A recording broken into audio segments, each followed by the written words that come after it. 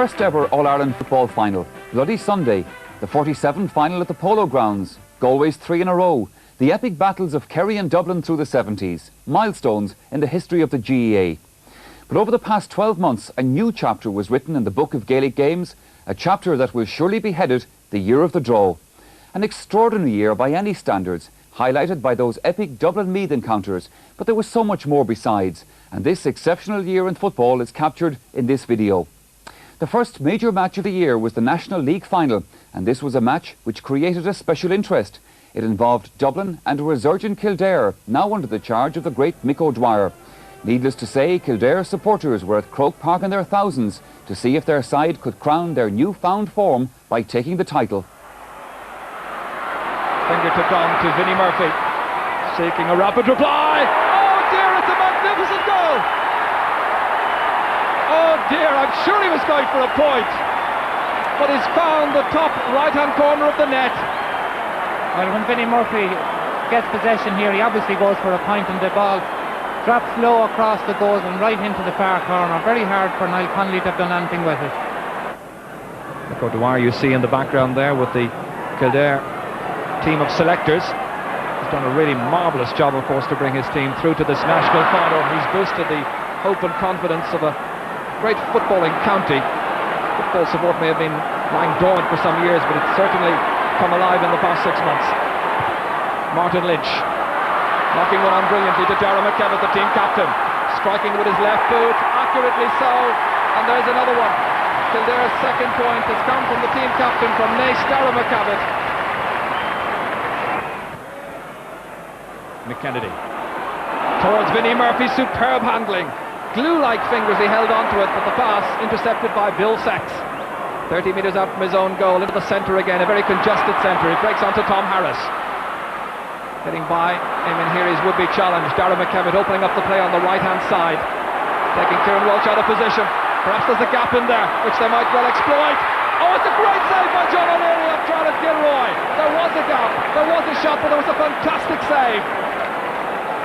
Well, not for the first time, John O'Leary has saved Dublin's colours. And finally it's Bill Sachs who intercepts that attempted pass forward by Charlie Redmond. A great chance for Kildare here to get a goal, and a brilliant save by John O'Leary, out very fast. Yeah, one of the saves of the season so far by John O'Leary. Now Paul McLaughlin nonchalantly knocking it forward into the path of Darragh McKevitt, who's really started to move away from the full forward position, which is suiting Dublin in a way because they are bringing men forward like Tommy Carr here. Here he is now, 45 metres out from the Kildare post, across towards Donald McCarthy's wing. Trying to get by David Dawson's challenge. Good block down, but it falls nicely for Vinnie Murphy, and he adds to the goal that he got in the 6.5 minute. All the Dublin scores so far coming from play, indeed the entire set of scores in the match coming from play. The hop favours Tom Harris. Paul Carr trying to get back in front of him. Harris knocking it across, but only as far as the very vigilant and alert Mick Deegan. He reads the game so well. Good long lengthy ball down to the two-man attack. Mick Galvin and Vinnie Murphy, and it's John Crofton who's read that situation well. The pass doesn't go anywhere, however, except as far as Charlie Redmond on the 45-metre line, knocking one in towards Takshidi, and it's gone over the bar. Goodness me, Jack Sheedy hit it instinctively, but couldn't keep it down. Brilliantly fetched by Martin Lynch.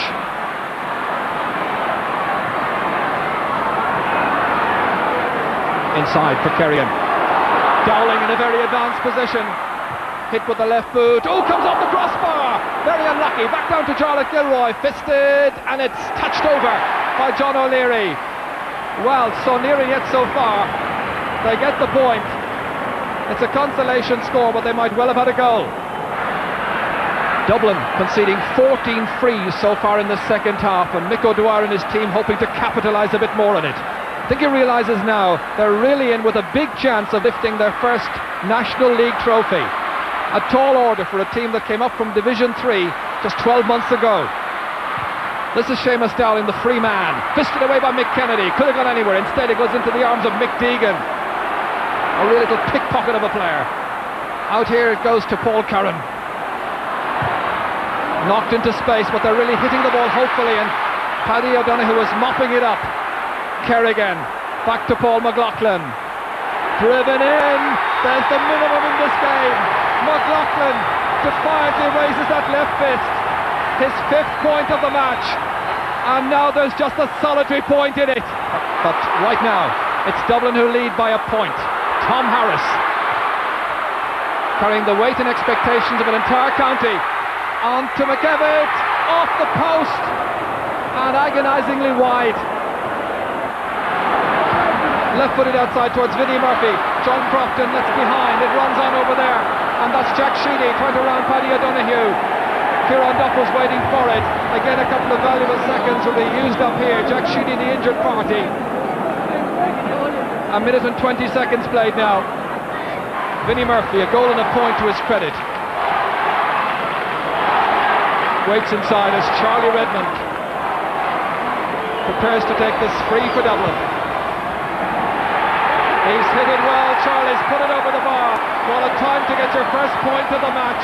It may well be the point that would ensure Dublin's victory. That it is, because the referee has gone for the ball, and it's the Dublin fans and the Dublin players who are in celebratory mood. Well, Kildare narrowly failed in their bid for the league title, but the portents were good for the championship. More about that later. However, by far and away the big tie in the opening round of the Leinster Championship was the clash of Dublin and Meath on June the 2nd. No strangers to each other in Leinster finals, the new Opal draw had now pitched them together right at the start of the championship. For one of them, there would be an early end to the summer, or so we thought.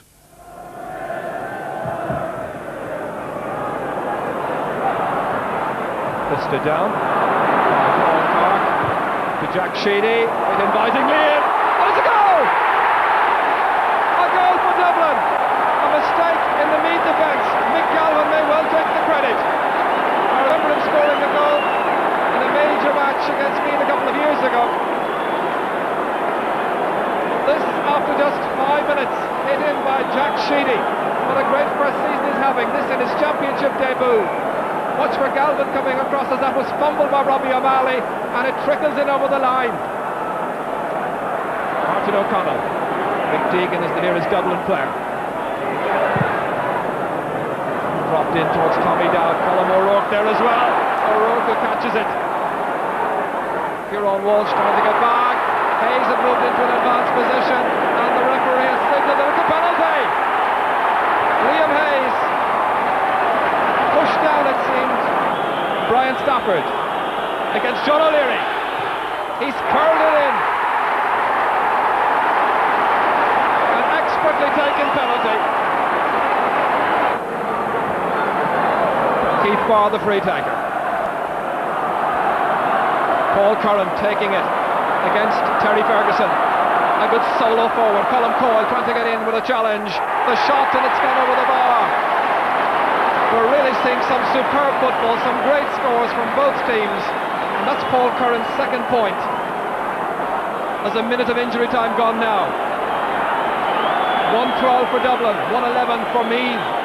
Sean Kelly trying to sew up an equaliser. It's got to be from here. Stopped by Mick Deegan.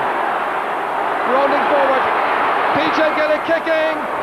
Down is in there, and it's hopped high, and it's hopped over the bar.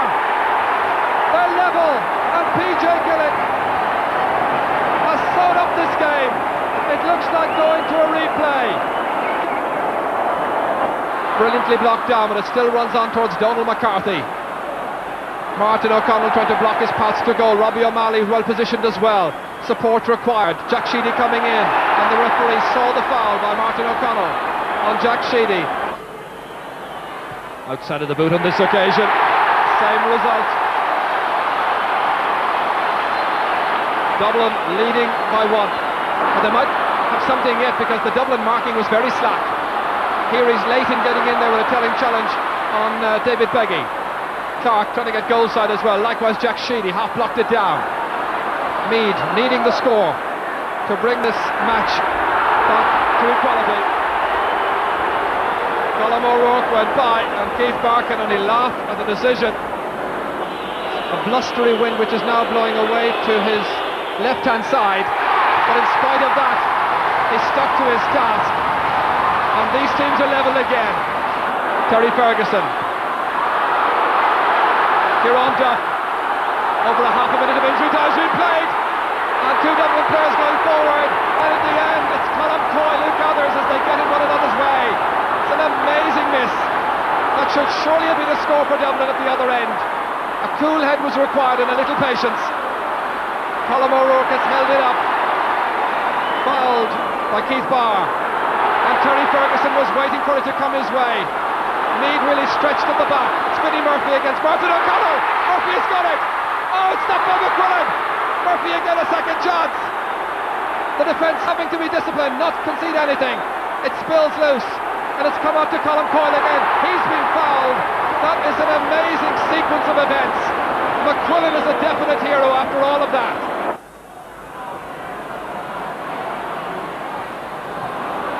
Bernard Flynn. Meath with the advantage of the wind. Hit inside to David Beggy. Trying to go round, and it's hit inside brilliantly by David Beggy. An instant response by Meath. Dublin with just 1 point to show for extra time so far. That at the very start of this half. Wind into Barney's face. Liam Harnan in there. It's a goal! It's a goal, and Jack Sheedy is the goal scorer from Barney Rock's free kick. The rain thankfully now giving way to sunshine. The shadow of the clock, the Hogan stand here lengthening, a light shadow at that. Sheedy, a very businesslike Dublin team, engineer a fine score. Sheedy's second point, and now Dublin lead by double scores. 10 minutes to go in the third match between Meath and Dublin the league champions leading by 5 points. Meath trying to come back. Horgan has had an excellent match. Coyle pressing forward, chipping one in, and it's a goal by Bernard Flynn. Oh, it's precisely what the game has required. Just 2 points the difference.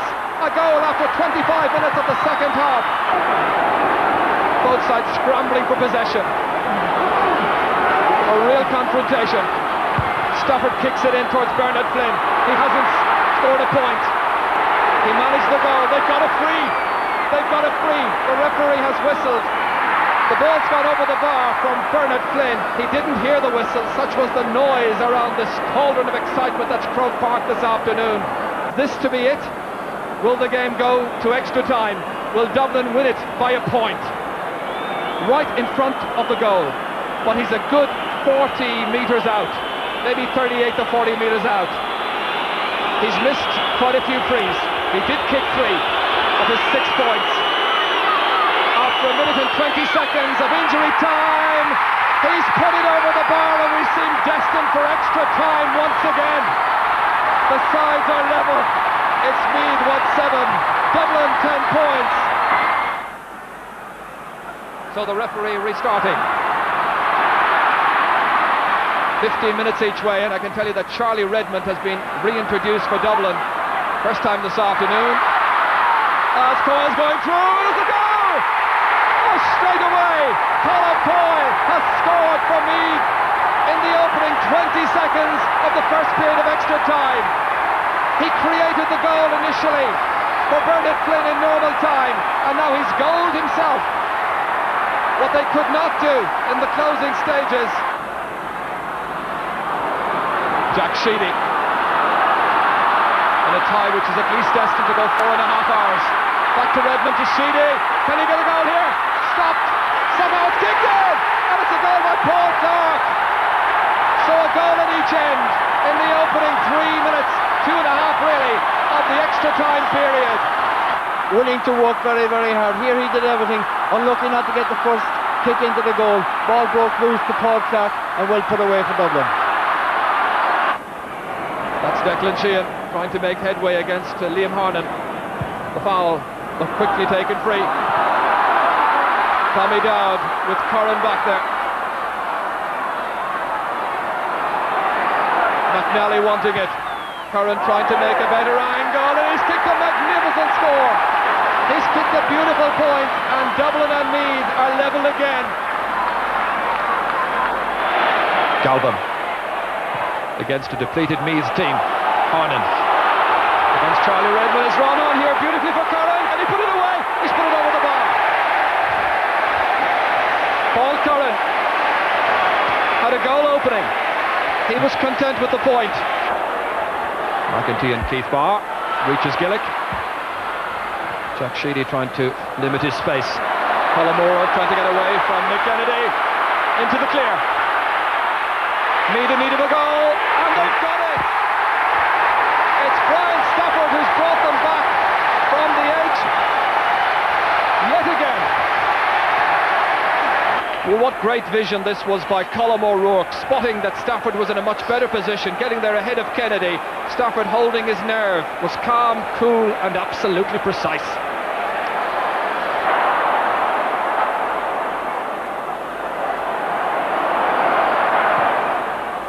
Right now Curran trying to make sure it's a fifth, and it's Declan Sheehan, and it's a penalty. Declan Sheehan has not heard the whistle, but it's a penalty. Yes, unquestionably it was a penalty. He was definitely pulled and dragged as he went, when he had possession as he was going through. No doubt it was a penalty. No question. Mickey McQuillan in goal. He's denied Dublin in the past. Can he now keep Meath in this championship match? Remember the scoreline. Meath 1-8, Dublin 14 points. Translated into points, that's 14-11. It's a goal! No, it's outside! It's outside, he's missed it! Keith Barr has missed the penalty. Meath stay in the tie. Only 3 between them, and Keith Barr had the chance to put this beyond the Meath men's reach.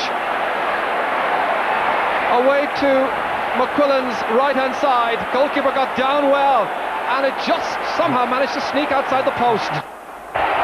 Beggy. It's still possible. Foley. Into Gaelic.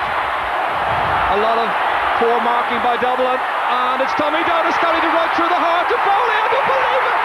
Foley has scored! They're level! 50 seconds to go, and Kevin Foley has scored his first goal of the championship. What a time! Well, that was unbelievable. You know, the Meath forwards just walked through the Dublin defence. Dublin committed themselves completely and totally to attack. Their midfielders and half-backs had gone forward when they should have been defending closely. But here it is. You know, in fairness to me, they worked that score very well, and they well deserved it. It was on the cards all the time. It was a brilliant goal. Foley, the goal scorer. Superbly worked. Now they're going for a win, which we scarcely thought they were going to have 10 minutes ago. We had them completely written off. Well, they have the chance, and the right men have it now, Flynn. Kicking, and they're in front! Meath lead this amazing game. We're into injury time. David Beggy's first score. What an incredible game it's been. Dublin have been loading it. Meath were playing second fiddle. David Beggy, with the fans on their feet, checking their watches. It's now all at the discretion of referee Tommy Howard. He signals a Dublin free kick. Jack Sheedy, a newcomer to the championship in his 4th championship match. Nearly a minute of injury time has been played. He's kicked it to the left and it's gone wide. It was an ambitious kick. McQuillan. They've won it. Meath have won by a point. It's an amazing win. Final score, Meath 2-10. That's 16 points. Dublin 15. Meath go on. Dublin are out. And so, just over a month later, and after some of the most dramatic football ever witnessed, the issue was decided. Dublin stunned and out of the championship. Meath elated, but still only through to the second round. And a reminder here that the Dublin Meath saga is available in extensive form on a separate video. Let's get back to Kildare, probably the most talked about team in the early part of the year. Mick O'Dwyer, the maestro from Kerry, had taken them tantalisingly close to the National League title, but there was considerable optimism amongst their fans about their chances in the Leinster Championship. Louth, who had already beaten Longford, was their first opposition on June 16th at Drogheda. It proved to be a bridge too far for the Lily Whites. Dara McKevitt staying in around the goal mouth. So to his Declan Kerrigan! Oh, what a goal! A marvellous goal by the Johnstown Bridge man. Martin Lynch left totally unmarked, but Kevin O'Hanlon intercepts, giving it down to John Osborne. Ball breaks inside to Stephen White, the one man that can do it, and he's done it! A goal for Louth, yes! By our stopwatch in the commentary position, 6 minutes left. The ball breaks inside to Charlie Kilroy! Oh, what a marvellous substitution! About 30 seconds left in this clash. Paul O'Hanlon, a vital touch. Now he's Stephen White to his right. This must be it! It is! I don't believe it! Kildare must be out of the Leinster Championship. Down towards Michael Lawler from Emo in the county of Laois. Down towards Tony Marr. Point scored, number 1 for Laois. Sending a marvellous ball into Leo Turley. He's straight through. It's there! What a goal! Quickly combining with Alan O'Connor. Good effort by O'Connor. Comes in! The umpires have no hesitation whatsoever. Being fouled as he delivered the ball. Referee waves play on. Seamus O'Hanlon bursting his way forward, like what he did in Drogheda. Still O'Hanlon. Half blocked down. It comes to Colin O'Hanlon. Goal! Dennis Lawler. Good running by John Osborne. And that's a marvellous ball into Colin O'Hanlon. Oh, what a save by Tony McMahon. Well, that was a captain's save. A brilliant point-blank save from Colin O'Hanlon. Even Louth can't believe it. A great ball by Eamon Lacey to Michael Lawler. Is there a goal here for Michael Lawler? Yes!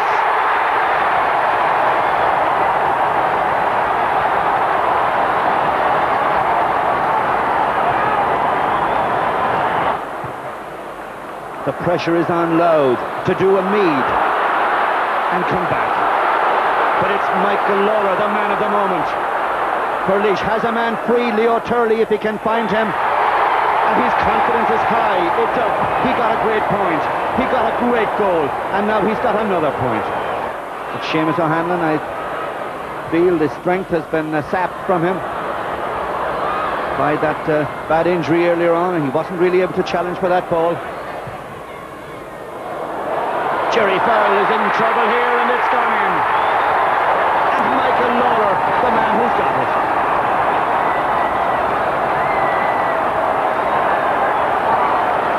And there's 2 goals. Michael Lawler, the hero of Laois. Well, Michael Lawler again does the damage. John O'Connell gets the ball on the far side. It looks as if he was shooting for a point from a very bad angle. When it comes across, Michael Lawler very bravely goes in, and Jerry Farrell just misses out. And that's the goal, I think, that's going to take Laois into the Leinster final.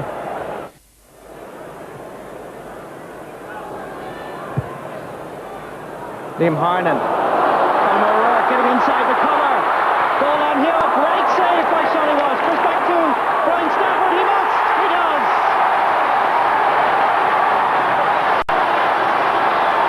It's exactly what Meath required. They were easily the slowest team to settle, but they've now got the score. Terry McEntee took his eye off it. Now they have to try and go forth here. David Gordon, the right corner back, giving it outside to Mickey Murtagh. Dropping it in. Oh yes! The sides are level like Croke Park. Are we on for another draw? The right half back switched to corner forward, and he puts up a most important score. Line ball for Jerry McEntee.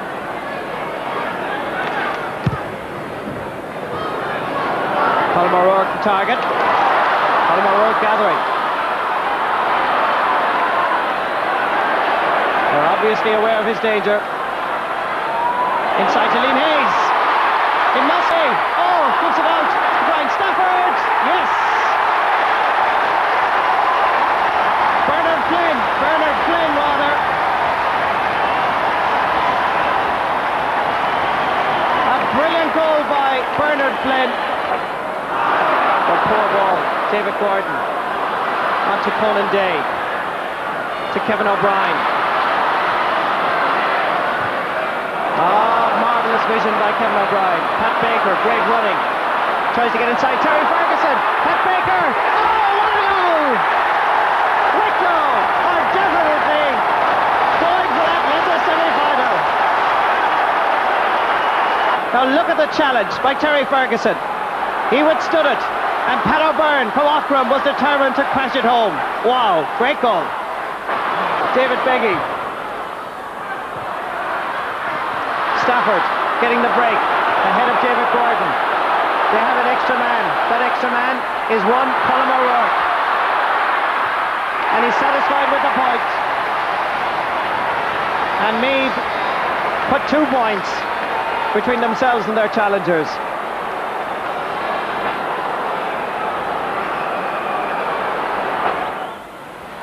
Kevin Foley turned away from the challenge cleverly. Jerry McEntee delivering to Flynn.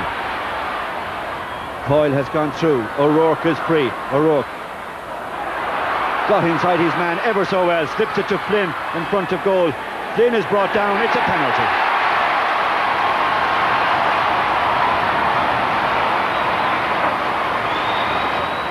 In the 21st minute of the second half, penalty by Brian Stafford. Goal.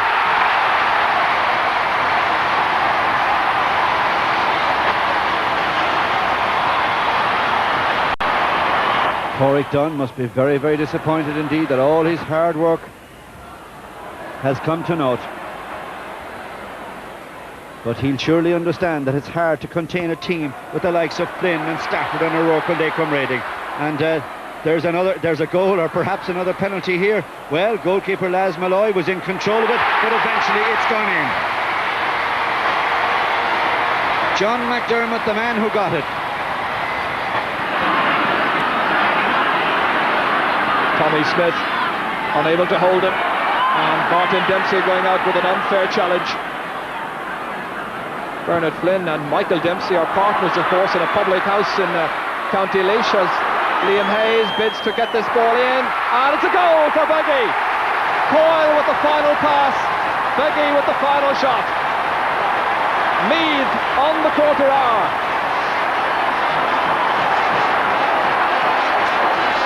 And there's a Meath man down injured.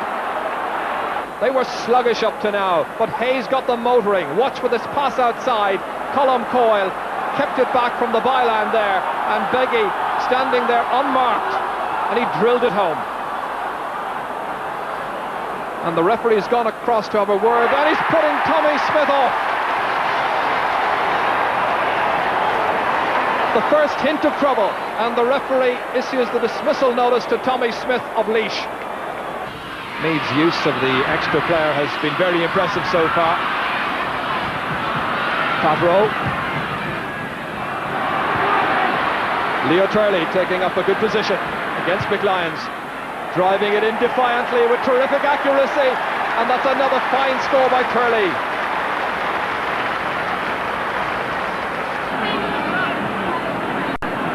Howard back on his feet, and Harnan who kicks it in deep. And Stafford trying to feed it outside nicely to Colm Coyle. It's taken a long time for Meath to produce some of the expert football that we know they're capable of, and Colm Coyle has kicked over another. Beautifully fed by Brian Stafford, it's had to be said, but that's the position now. Meath 1-8, Laois 7 points.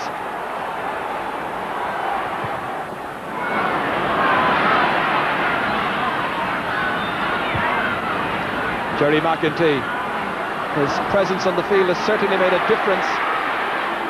Colm Coyle, it's all looking so good now for the Royal County. Second point for Colm Coyle in the second half. And the rejoicing Meath fans, I think, now believe that the Leinster Cup is about to be retained. Looking for another point. Drops short and McQuillan is secure. Good position taken up by Colm O'Rourke. Prodded forward to Liam Hayes. Just over a minute and a half remaining now. Fed forward nicely to Bernard Flynn from David Beggy, and they've finished with a flourish. Bernard Flynn will be able to go back to Laois tonight, to Pedigree Corner, but I'm sure they'll drink a pint in his honour. It's taken 8 games, that includes 4 replays, but finally Liam Hayes gets his hands on the Leinster Cup. The champions of Meath, champions of Leinster for the 5th time in 6 years. And so, 8 championship matches later, Meath were finally crowned Leinster champions. But one felt a sense of anticlimax amongst the Meath players. The feeling clearly was that only an All-Ireland title would be adequate award for what they'd been through in this long, hard summer. Meanwhile, the Ulster Football Championship was being as unpredictable as ever. Donegal were the defending champions and well fancied again. But Derry's early form drew the spotlight towards them as possible champions. 35 minutes to decide this Ulster Championship clash, and it's all systems go. Monaghan awaiting the outcome of this particular tie. Kevin McCabe underneath, it comes Adrian Cush. What a start! What a goal! Adrian Cush, the scorer. After 22 seconds of the second half, and even he can afford to take a smile. The ball broke, McCabe knocked it down to Cush. He'd only McCusker to beat. Oh, take it out. Well held indeed by Dermot Heaney. To his captain, Brian McGilligan. Into Kilpatrick, fast out to the ball. Colin McGurk, Damien Cassidy going through. Oh, straight over the bar. You cannot give this man 1 inch.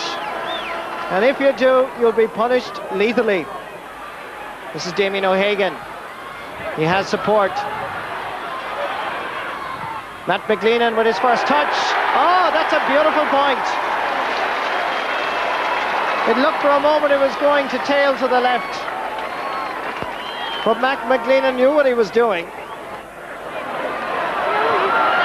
Giving it out to Shawnee Myler, playing on his home turf here from all that.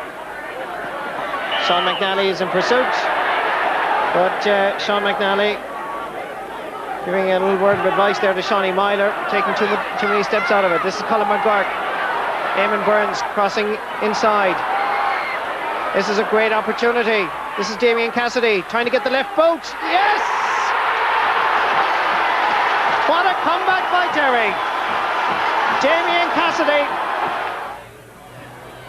And already the conditions of the ground here in Casement Park indicating the dry weather, making ground conditions very difficult as Anton go through. Oh yes! Joe Kennedy, after just 2 minutes of play, the St. Paul's man. So Paul Coyle driving it in low to Mark Gallagher, blocked on the line, comes back to Simon Bradley. Out of absolutely nothing, would you believe? Fergal McCann at the far side. This is good play by Fermanagh when they're under pressure. This is McCann again. Mark Gallagher got inside. This is Gallagher. Here's Malakira. This is McCann. Oh, yes! Oh, my word, what a goal! And on it ever, another Devonish player, Johnny Leonard. To goal scorer Mark Gallagher. Oh, yes, he wants that ball. He's confident now. He gives it inside to Paul Coyle. Oh! Yes, Fermanagh, you're on your way now. Quickly taken to Martin Gavigan. Donald Reid coming in to help. Back to Gavigan. Ball given inside nicely to Michael Gallagher. Charlie Mulgrew. Good running by Michael Gallagher. Where's the cover? Oh, yes! A great goal. A marvellous goal by Michael Gallagher. And Murray sending a ball across. Well read indeed by the corner forward, Barry McCarthy. He left it behind him. Martin Gavigan picking it up, and the error punished lethally. The centre half back puts Donegal into the lead. This is John Brady, the captain, giving it outside to Stephen King, and Cavan now go forth, taking a shot, and this time there's no mistake. Cavan and Donegal are level in Ballybuffet. Here come Donegal again. Goal separating the sides now, 188 points. This is Mulgrew again. becoming more prominent. Inside is Anthony Malloy. Yes! The super sub, last year's captain, has found the Cavan net. Nice ball by Roscommon. Floated in well against the breeze. Mickey Linden.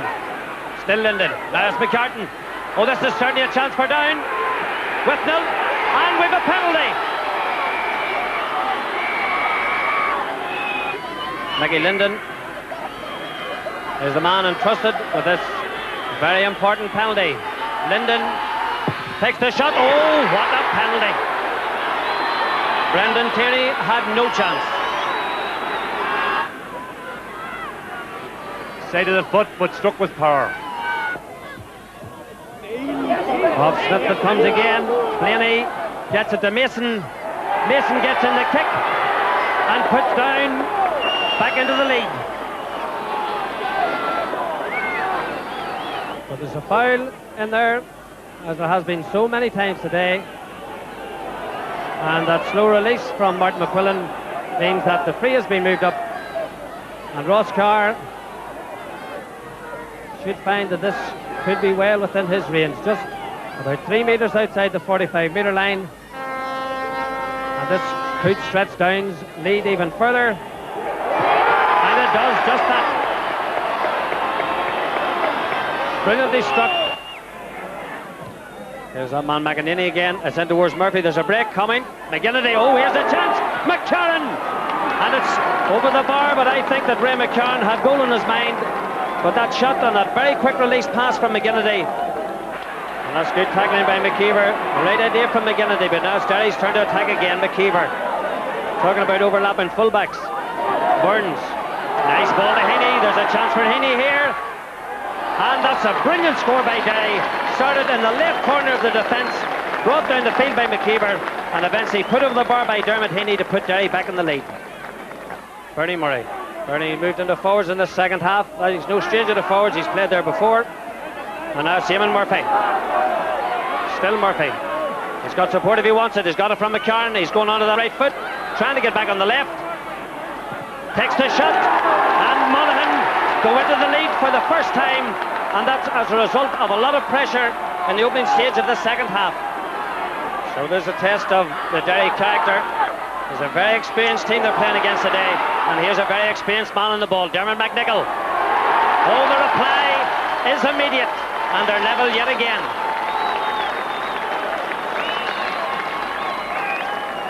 Derry starting to pick up the breaks in the middle of the field now far too easily. They're coming forward in waves, 2 and 3 men here looking for the ball. Even McGurk comes in on the act. Oh, and what an act. Well, if ever you want an inspirational scorer, Johnny McGurk has certainly provided. Well done by Enda Gormley. Very cool even under pressure. Good ball by McNichol. Here comes Cassidy. The shot is brilliant. That's Damien Cassidy's first score. Barry McGowan transferring back to Martin McHugh, the wee man from Kilcar. Getting it inside. It's a great effort to Tony Boyle. Oh, what a brilliant start by Donegal. A man from Dunglow, an engineering student at Sligo Regional Technical College, but McHugh, we forecasted it just before the match started that this man is going to make a huge difference to Donegal. Tony Boyle, where was the cover from Fermanagh? A simple task to pass Cormac McAdam. Donald Reid, what a marvellous match he had against Cavan. Good play by Paul Brewster to Malachy O'Rourke. You know, you have to say that Fermanagh are playing with great confidence now, surprisingly. Mark Gallagher, back to Malachy O'Rourke, another attempt. Yes, it's gone all the way over. A moment's silence just to gauge the shot. Just moments away from the half-time whistle. And here come Fermanagh again. Can they get a score before half-time? Paul Coyle is a good forward, really. Oh, splendid point by Paul Coyle. That's the sort of an inspirational score that they need, really, coming up to the half-time whistle. McHugh. Tony Boyle. Declan Bonner to his right. Barry McGowan to his left. The full forward. Oh, that's a marvellous score. An individual effort by Tony Boyle. He now has 1 goal and 2 points to his credit. Michael Gallagher to Barry McGowan. Martin McHugh back to Barry McGowan. He switched from wing forward to left half back a moment ago. And he seems to tell Brian McAniff, I can play anywhere for the Ulster final. Santo Doherty. To Barry McGowan. Declan Bonner coming out to meet it. The left leg. And Cormac McAdam has to be satisfied to get it over the bar. Point number 6 for a gentleman called Declan Bonner. Breen gets in the act. He's fouled as he landed. And a quick free into the corner and brilliantly held by Linden. Still Linden's going. What a magnificent save by McCusker. That shot had goal written all over it, but McCusker got brilliantly down to his right. Still down in the attack. Overcarrying the ball, and that save by McCusker is certainly a let-off for the Derry men. A brilliant ball through by Barry Breen with a quick free, and here Linden on. What a magnificent save. And toward the full forward line again. Well collected and well transferred to Ross Carr. Ross with that left foot. It's been accurate on the ground, and now it's equally accurate out of his hands. 3 points to Ross Carr and 3 to down. Paul Higgins. Once again, Linden is a man, feeds Blaney. Oh, lovely jinx by Blaney. And a beautiful point. Linden, the provider. Blaney, the finisher. And Gormley. Oh, the ball went behind Joe Brawley. Down, I've had a chance to regroup, but it's still Brawley. The left foot it goes, and over the bar. Well, that just shows what Derry can do if they get the chance, and it shows what Joe Brawley can do when he gets the chance. Tohal. And Gormley. Forced to take the shot for the point, and takes it. And Neil Collins was disappointed that he didn't catch it. McGilligan floats it in towards his midfield partner, Dermot McNichol. Tries to go past 1, 2, 3, 4 down men. McGurk. Now is the chance. The ball hit the crossbar and came out. What a let-off for the down men. How to switch defence into attack. McCartan, listen to the roar. Is that relief from the let-off, or is it because this man's on the ball? Still McCartan.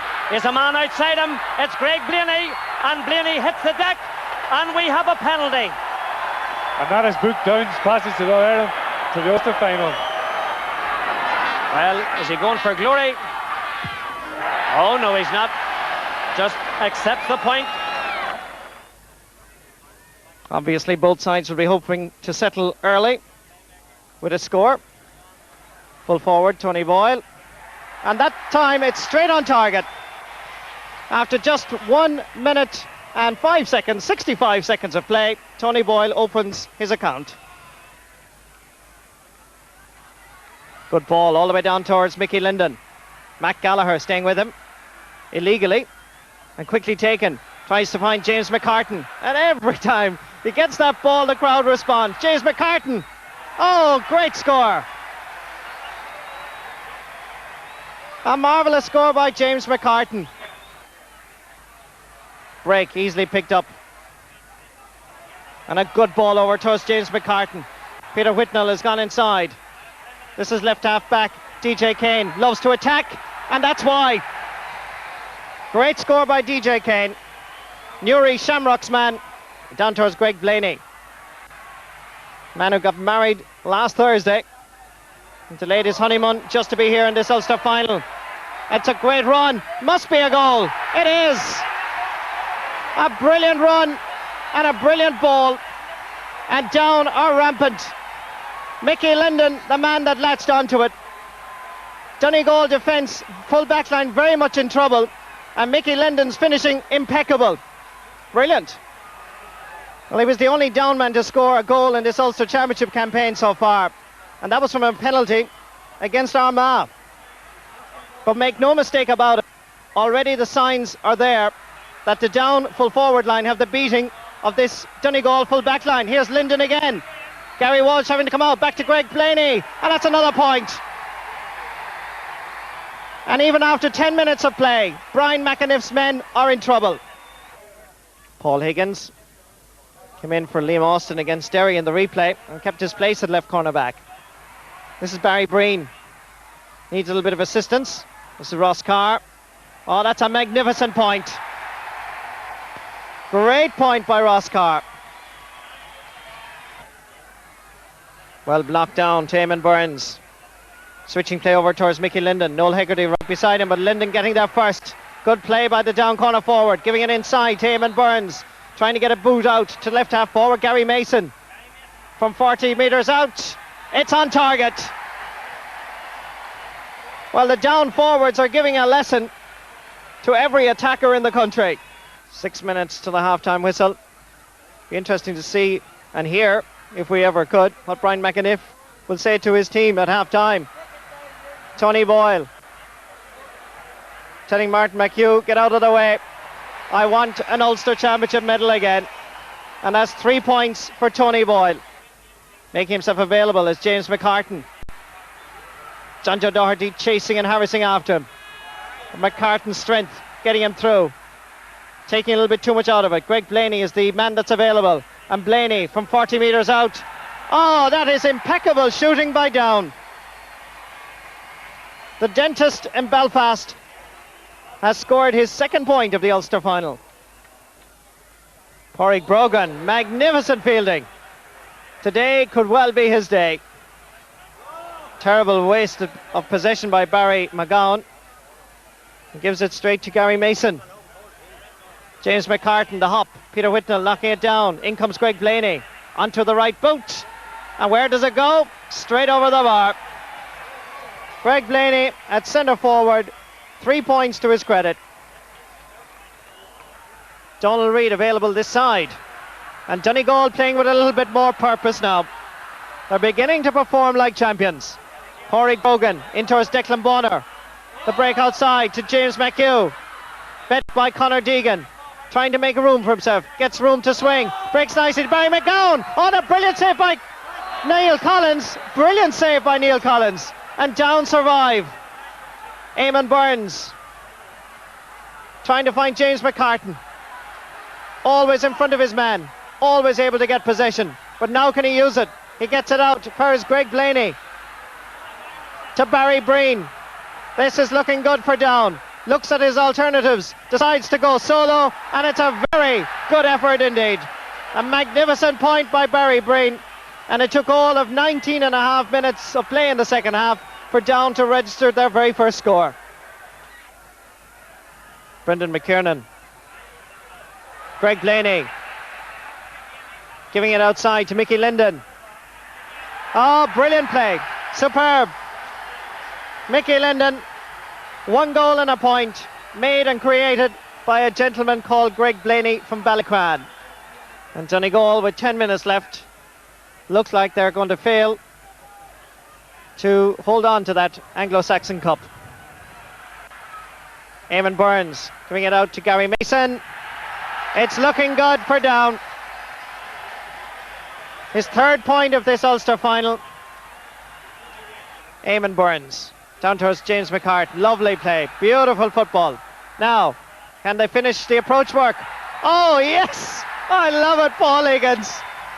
And he did a little war dance when that ball sailed over, and I think he really deserved it.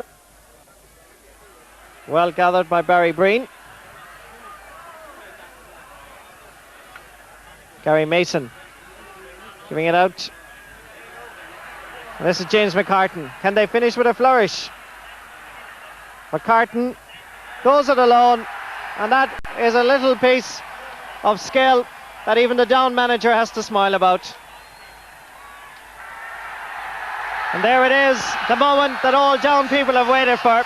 Father Dan Gallogly, chairman of the Ulster Council, presents the trophy to Paddy O'Rourke, the Down captain.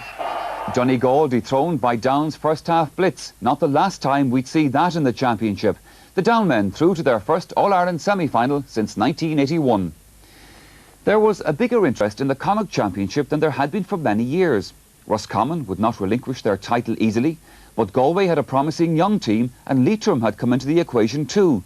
But it was Mayo who made everyone sit up and take notice with a blistering start to the championship at Castlebar on June 23rd. Raymond Dempsey, who's had a great tussle with Ian O'Donoghue to Paul McStay. There's a goal here for Paul McStay. And he gets it. Paul McStay, the scorer. It couldn't really have been anything else from the second that ball arrived. Paul McStay twisted and turned, but he had the confidence.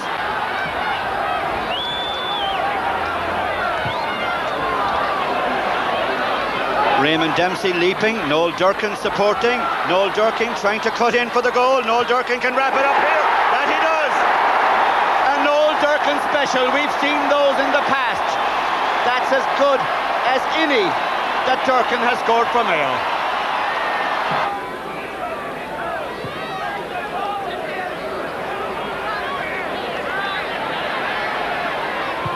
McHale to Tony Morley. Is there a third goal here? Yes, there is. Tony Morley, the scorer.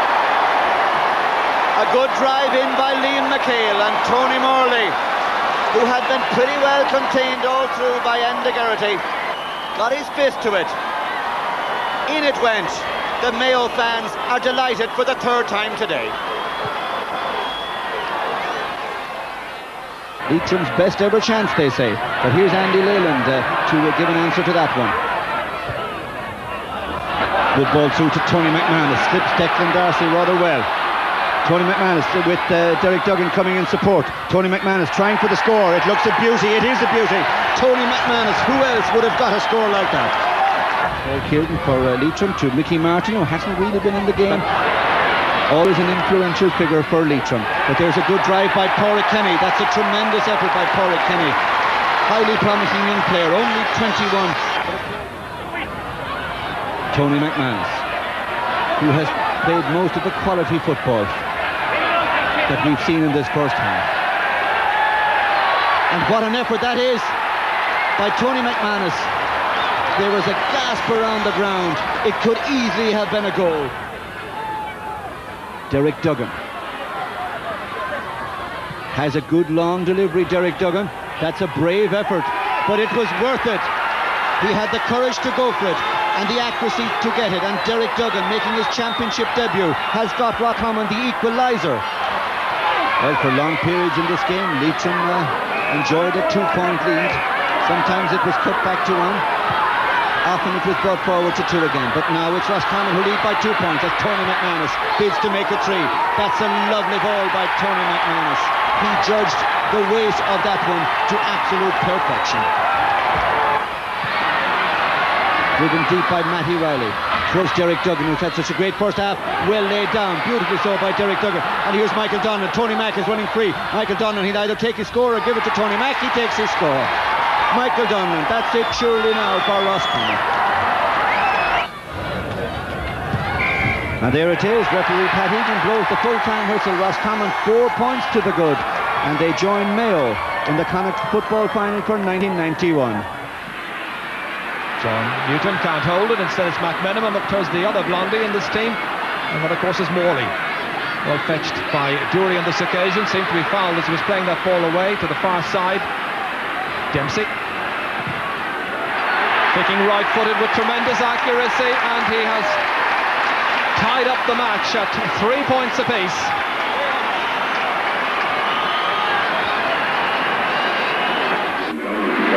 Durkin, pursued by the aforementioned Junior McManus, on towards Tony Morley. McStay all this while waiting for it on the right-hand side as McHale kicks in and he's put it over the bar. The tall giant has got his first point, and now 5 out of the 6 Mayo forwards have scored, the odd one out being Noel Durkin. Matthew Riley down towards Paul Early. He's got a bit of work to do here, taking the shoulder from Tierney. Now he's got the room to move inside.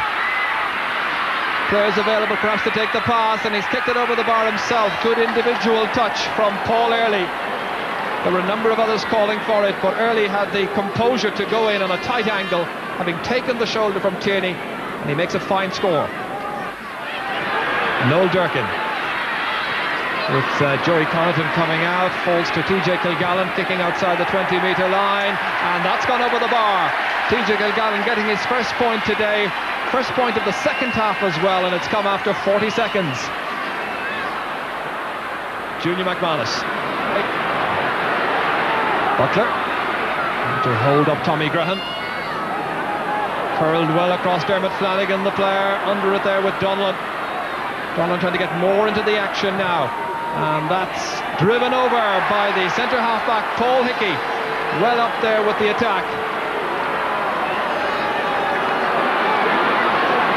Killoran bursting forward. Left-footed outside.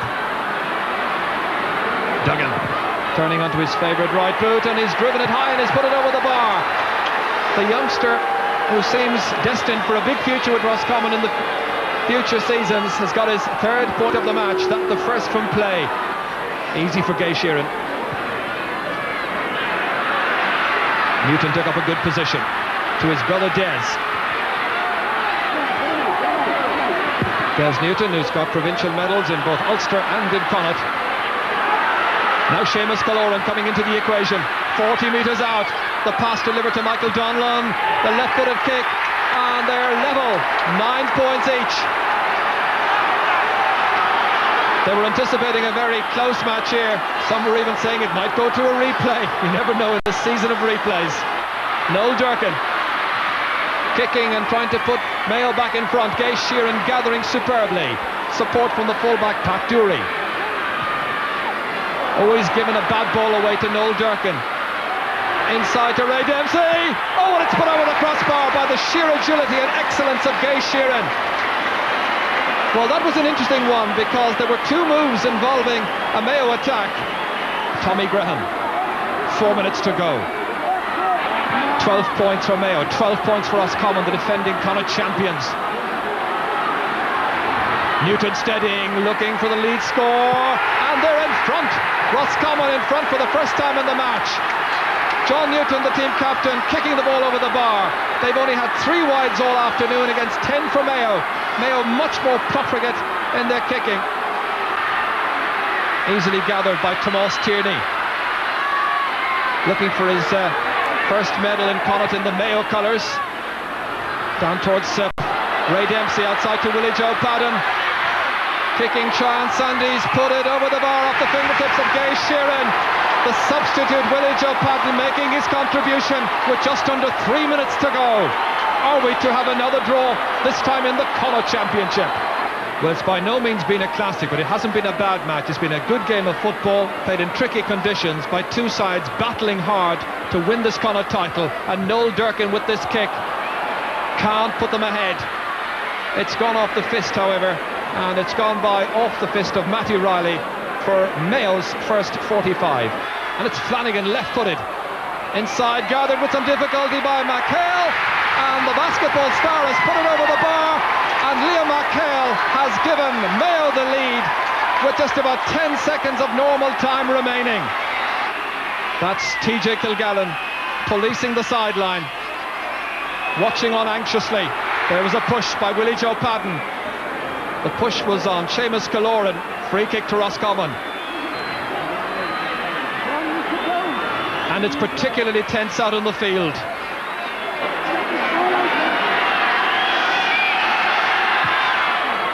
A really high kick, well delivered, it's gone over the bar. It's another draw, it seems. Roscommon's 14th point. It was kicked over by Derek Duggan. Duggan has kicked his 6th point of the afternoon. Finding Tony McManus. 20 metres out. That's his second attempt for a point. This one he's got. Roscommon lead by 3 points. Well, he missed one chance a little earlier. Injured in the process when he kicks this second one over. Now McMenamin. So far they've failed to get some of the inside forwards moving like Tony Morley. Max Day happy to buzz around on the half-forward line, kicking into the wind, and he finds the range on this occasion. Match day's first point, Mayo's second.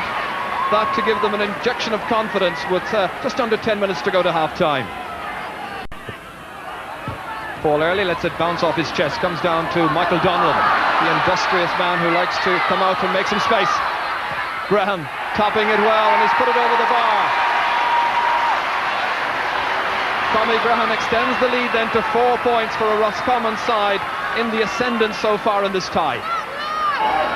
Pat Egan, then the Galway official, restarts, and Mayo confirmed the switch they made during the first half with Liam McHale now in midfield, Colin McMenamin trading positions now on the 40. John Newton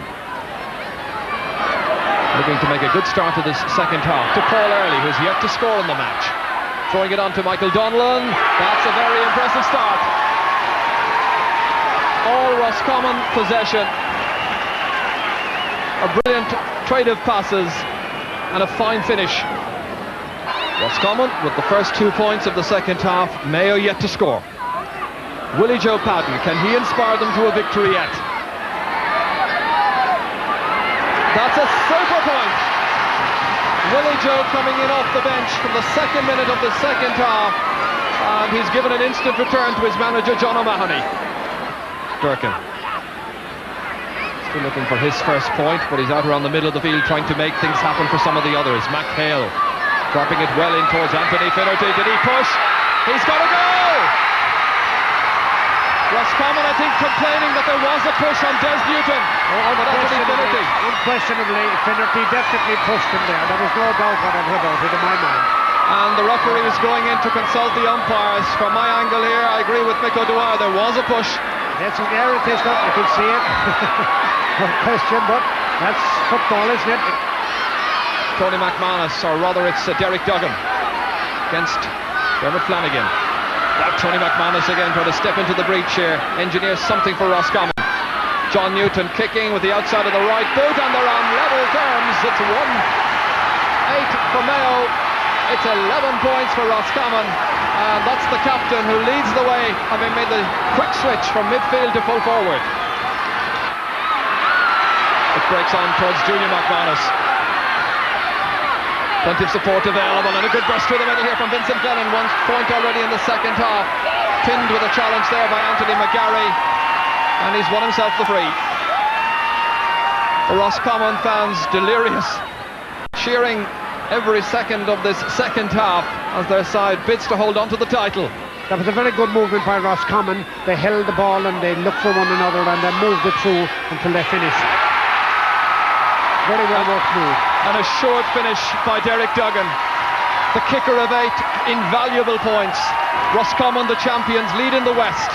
The president of the Connaught Council, Pádraig Gorman, presenting the Nestor Cup to a delighted John Newton. Roscommon win in Connaught. So, not to be outdone by the other provinces, Connaught producing its fair share of championship drama too, before Roscommon finally earned their place in the All-Ireland semi-final and a meeting with the men from Meath. But everywhere you looked in the summer of '91, there was championship drama, and no less in Munster than anywhere. For 4 years, Cork had reigned supreme, Kerry in the doldrums. But the '91 championship was always going to be different. Again, the open draw here had broken the mould of those almost annual Cork-Kerry finals. This time, they would meet in the semi-final at Killarney on June 16th. Wind holds it up somewhat. Neatly taken down by Morgan Nix.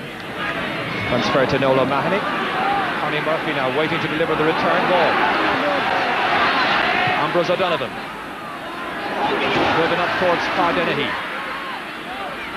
Tony Davis, the player, is across there trying to limit his space and effectiveness. Nicely kicked in, off the top of the crossbar and his foot over the bar. That was a lovely point, and Ambrose O'Donovan, the one who scores it, a former Kerry All-Ireland winning captain. Slocum taking it up. Towards Larry Tompkins, trying to get a bit of latitude, and he's kicked it delightfully. Larry Tompkins has just kicked what is his 30th point in 6 championship matches against Kerry. That's the first this afternoon. Brilliantly taken in full flight by Morgan Nix. Clear to this swing for Pat Spillane. Shows that at 34 years of age, you've still got the legs to go and chase what occasionally turn out to be hopeless cases where the passes are concerned. That's John Cronin making his Kerry debut this afternoon. Challenged over there, Pa Dennehy takes it down and receives the break of the ball, and he's put Kerry back in front again. Well, an interesting clash. Very quickly taken to Pat Spillane. Playing nowhere near his selected position of full forward. Now he's 65 metres out from his own goal. Chipped forward, Conor Coonan trying to get it. It's Jack O'Shea turning it inside. Pa Dennehy, Maurice Fitzgerald calling for it. Instead it goes up towards the man on the corner, and that is John Cronin. And Cronin of Waterville has kicked the ball over the bar. The lad who is straight out of minor, a defender in that grade. So what a day for John Cronin, his very first time to play with the Kerry seniors. It's in the championship and it's against Cork, the reigning All-Ireland champions, who are in real trouble. They'll be playing against the win for the second half. John O'Driscoll now, his side, going into arrears. And he's put them back on level terms inside a minute of that point by John Cronin. John O'Driscoll of Ballingeary has kicked the sides level, and we're inside the last minute of the first half. The initiative now being taken by Cork. Hayes in towards John O'Driscoll. Well, this is the platform on which he may well shine, and he's given Cork the lead again. A rousing kick by John O'Driscoll, his second point of the match, and that in the early stages of this second spell. This is won by Morgan Nix. Dropped in towards Pa Dennehy, there with Tony Nation, broken down to Jack O'Shea, and he's kicked it and he's put it over the bar. And it's 7 points apiece. Just for a moment there was a glimmer of hope for Kerry that there might well have been the first goal on offer. And you have to wonder what's happened to the champions. 7 points each. They never wanted to go into this match as such raging hot favourites. It was a terrible position for them, but they certainly haven't played like champions. Being dictated to right now by Pa Dennehy against Tony Nation. And Dennehy has been the master in that situation all day. Played across towards Cronin. Oh, it's a goal! It's a goal! And the youngster John Cronin has scored it. A quarter of an hour gone in the second half. That's a goal to add to the point that he scored in the first half. Straight out of the minors. Brilliantly played across by Pa Dennehy. Cronin on hand. Solidly struck. Dispatched into the back of John Kearns' net. Kerry firmly in front. Slocum will take the free. Just outside the 45-metre line. In towards Larry Tompkins. Held inside, however, by Paddy Hayes. Back out to Tompkins. There's a response from Larry Tompkins. A second point. They both come from play. So the position, in case you've joined us late, with Shea Fahy picking himself off the ground. We've got 11 minutes to go. It's Kerry the leaders, 1-8, the rank outsiders in the betting. Cork 10 points, 1 point the difference. Kerry, who've been giving way second best Cork in the championship over the last 4 years, doing magnificently well this afternoon. Can they maintain the effort? Coffey towards Danny Cullity, nicely taken forward by Cullity. The shot looks to be well directed. The equaliser by the team captain from Newmarket, the American-born Danny Cullity. Fahy. It spills loose over there to Sean Burke, left-footed. Down towards Jack O'Shea, now at full forward against Niall Cahalane. Trying to break it inside, and it was Barry Coffey who goes back, but the referee's whistle has sounded for the holding action by Cahalane on Jack O'Shea. And Paddy Russell not listening to the protests from the wily Cork full-back. As Maurice Fitzgerald kicks it, and he's kicked Kerry back in front again. It raises another white flag, and Mickey Sullivan then bringing off the youngster. In it goes. They rise up for it, it spills loose, and it's Morgan Nix who's taken it, the number 7. Outside to Pat Spillane.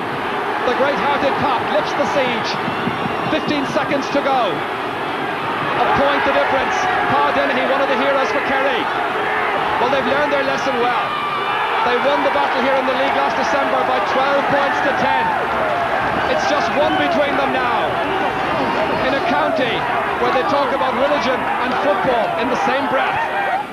We still, I think, have to credit Mickey Sullivan who marshalled his team splendidly. The old heads of Jack O'Shea and Pat Spillane did their job to a T, and now Maurice Fitzgerald has kicked them through to what surely is a Munster final performance.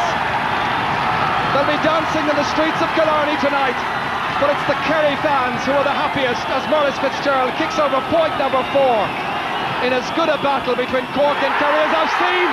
It's all over. The All-Ireland champions are out. Referee Paddy Russell of Tipperary starts a Munster final that sees Kerry bidding to bridge a 5-year gap. That's a famine by their high standards, but the first attack of the match is for Limerick. A dramatic chance. The referee has gone in, and I think it's a penalty.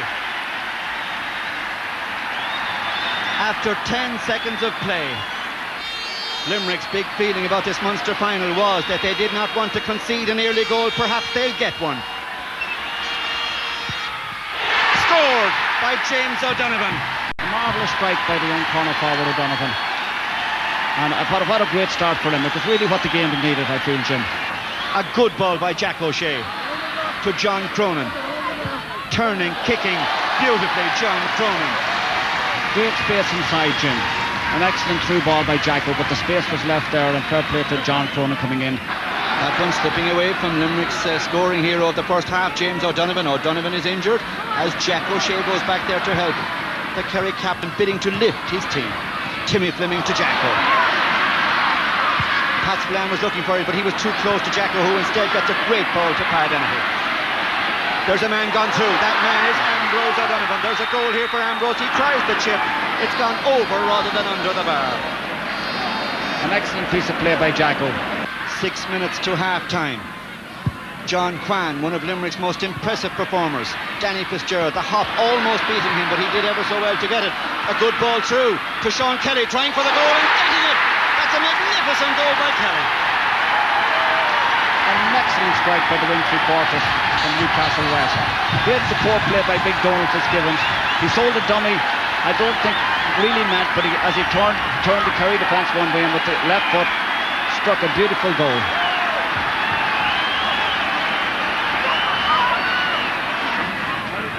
A good ball to Jack O'Shea, who got first run on it. Through towards Pat Spillane on the burst, knocked away from him very well indeed by Tom Brown, but Spillane at the second attempt gets a very good score. Pat Spillane. I feel that's a very telling score and a very settling score for Kerry. Notice Donald Fitzgibbon from the last kick out dropped the ball. It's the first ball he has dropped, and at this stage of the game he shouldn't be dropping balls like that. The testing early minutes of the second half. Testing for Limerick, who haven't really performed on the big stage before. Testing too for Kerry, who need scores. But there's that man Maurice Fitzgerald to lift them, and the cheers ring out all around Fitzgerald Stadium. Quick lift passes and a late challenge that won't go unpunished, I feel. The referee Pat Russell will let the play go on. He'll see how it develops, but he may go back and speak in a moment or so to a Limerick man. John Cronin. Through to Jack O'Shea. There's a man running free in the left. That man is Maurice Fitzgerald. He'll bury this one, Maurice Fitzgerald. No! A great deflection by Richard Bowles in the Limerick goal. An excellent save there. 10 minutes gone in the second half. Kerry lead in the Munster final. Connie Murphy gave that one to Jack O'Shea. The Kerry captain. He has seen and done it all. He wants more of it, however, Jack O'Shea. Another excellent point by the Kerry captain, Jacko.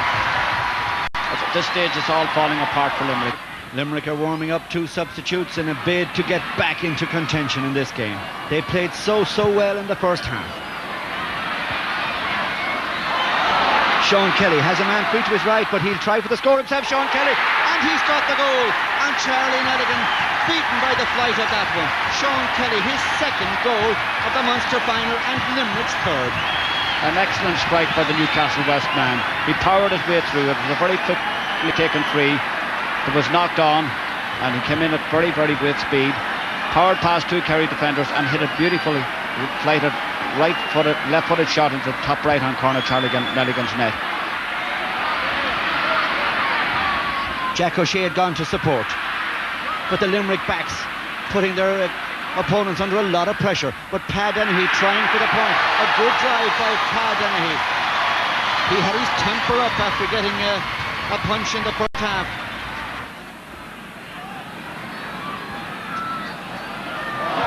Maurice Fitzgerald, it went over the head of Connie Murphy, but Pat Spillane was there to pick up the pieces and look for the point and get it, and Pat Spillane will enjoy that one. An excellent point by Pat Spillane. Ambrose O'Donovan, a good ball to David Farrell, the substitute, to John Cronin. So lively and eager, this relative newcomer to the Kerry attack, John Cronin, heir to a glorious tradition, of course. The Sheehys, Egans, Powers, Listons, all who went before him. Maurice Fitzgerald, the man who put Kerry 2 up.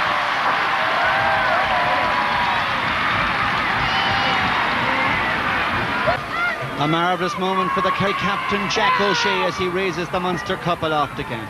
So then, Kerry back on top in Munster, much to the great joy of everyone in the kingdom.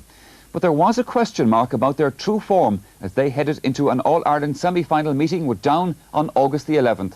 Brilliant against Cork, staggering against Limerick. Which was the real Kerry in '91?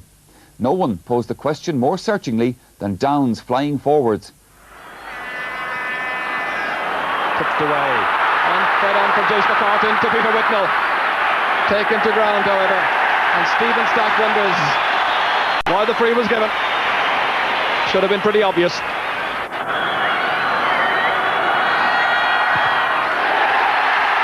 It's crept in neatly. And Down enjoyed the lead. Timmy Fleming, wearing number 15, but way back in a left corner back position. Noel O'Mahony can't cut it out. It's gone to Mason. Support from Barry Breen. Tom Spillane having difficulty containing Whitnell, and it's on towards Linden, and he's taken down, and it's a penalty. A penalty for Down. What a dramatic start to this match.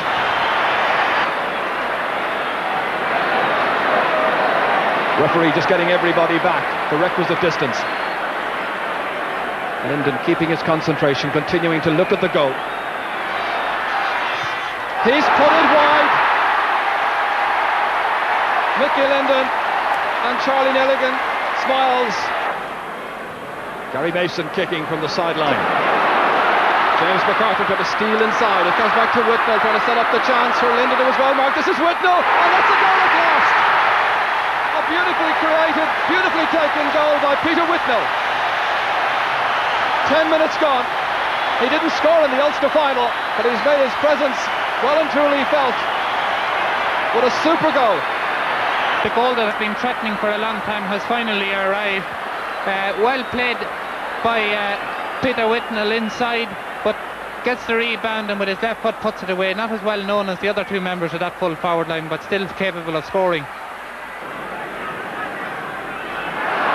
Poor kick by Noel O'Mahony. Belted back in towards Mickey Linden, there against Connie Murphy. Backup support coming from James McCartan if he wants to use him, to his right. Still Linden, getting free, chance for a score, and he's kicked a very nice one. First point of the match then for Mickey Linden.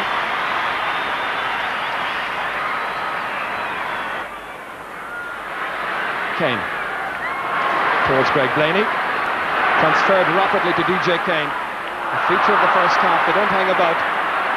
Pat Spillane, a terrific interception and a fine run forward. He's made a good 40 yards. Towards Jack O'Shea. Jack transferring it back towards Ambrose O'Donovan. Kerry needing a score, keep neatly in touch, and that they've got. Three men involved in a lovely attack, and Ambrose O'Donovan acknowledging what a good move it was. One of the best points of the game so far. Simple, yet brilliantly executed. So as the sun once again makes its appearance here at Croke Park. Timmy Fleming attacking. Closed down by Ross Carr and Conor Deegan. Free kick for the foul by Deegan, and it'll be Maurice Fitzgerald who will take the free. Quite an ambitious kick. I wonder will he go for a point or up to Lob it in, he's going for a point and he struck it superbly. 1 point is the margin. Maurice Fitzgerald has got a third point from a free, and the Kerry fans salute what is a magnificent kick. A huge distance out. And that's the position.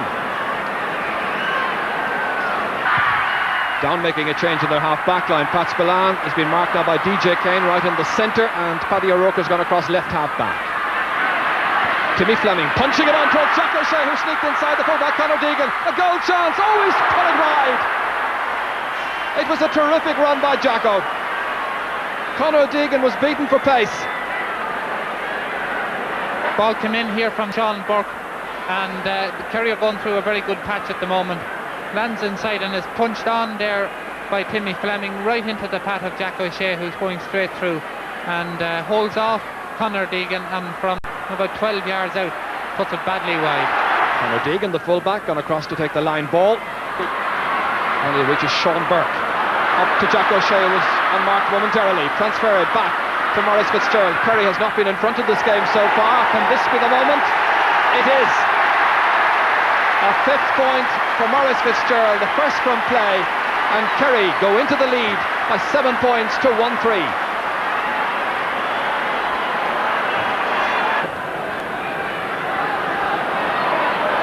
Listed down by Barry Breen. He's off the legs of Donald Line. McCartan against Stack.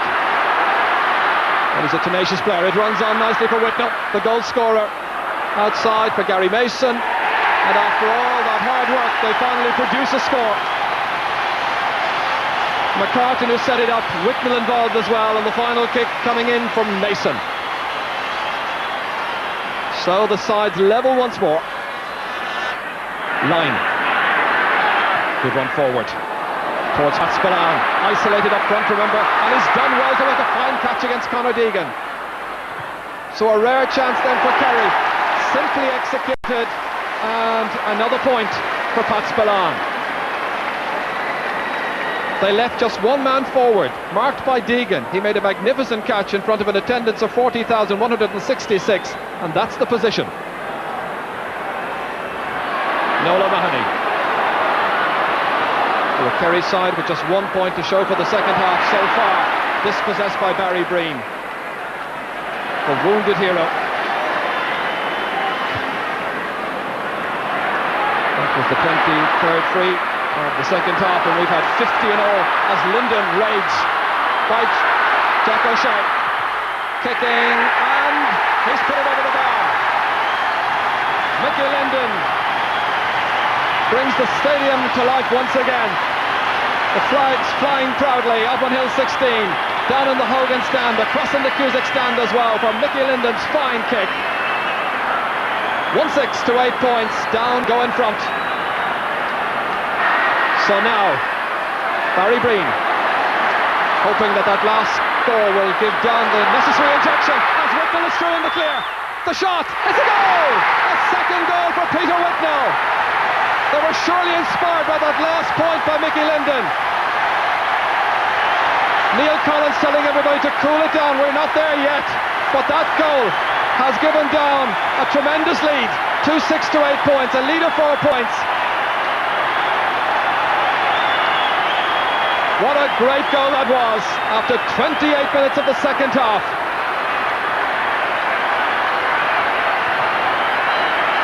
Well, this could be the goal that puts down into the All-Ireland final. Barry Breen does very well in the middle of the field, and Mickey Linden does well to hold off the Kerry back and puts in Whitnell, and again he makes no mistake from there. It's Neil Collins and the Down team who are listening to the fans now singing in Croke Park, the cheering ringing in the Down ears. Greg Blaney makes it secure against Timmy Fleming. Mason, 5 minutes to go. Whitnell, the goal scorer, the two-goal hero, looking for a third. He's satisfied to tap it over. Peter Whitnell with 2 goals and a point now, a super display. Well, we talked about the Ross Carrs and the Greg Blaneys and the Mickey Lindens and the James McCartans in the build-up to this. We barely mentioned Peter Whitnell. Well, what a contribution he's made. 2-1 out of 2-7. Just under 4 minutes to go. Ambrose O'Donovan. Can Kerry yet save the day? Behind by 5 points. DJ Kane going back, making it safe and secure. Chipping it neatly across to Brendan McKiernan. McCartan was reaching out for it, but Blaney gets onto it fast. Good secure build-up play. Whitnell looks recovered in there in the middle of that little movement. Roscommon now. 2 points so far in this game for him. Taking it back from Mickey Linden. A very confident looking down team have gone into a fine lead, and it's Roscommon who's kicked the 3rd point of the afternoon. And I note that Ambrose Rogers is coming in. So just about 3 minutes to go. Rogers has come in. Whitnell has gone off. Ambrose Rogers on towards Mickey Linden, looking for another score against Culhane, trying to dart inside, looking for support, and Culhane concedes the free kick, which will embellish surely a fine performance and a great afternoon for these Down fans. Down fans will be concerned to see just how serious the injury to Peter Whitnell is, as Ross Carr kicks. Ross Carr scores. He's got 4 points this afternoon. Linden got 2, Whitnell got 2 goals and a point, and Gary Mason got 2 points. We're in injury time. An emphatic victory for the Down men, through to their first All-Ireland final since 1968, and people were already pointing to the fact that Down had never been beaten in an All-Ireland decider. However, in the 1991 championship, all eyes were on Meath and their fantastic voyage. Roscommon were their semi-final opponents, and surely the men from the west would not stop Meath now as they made their bid for a place in the final.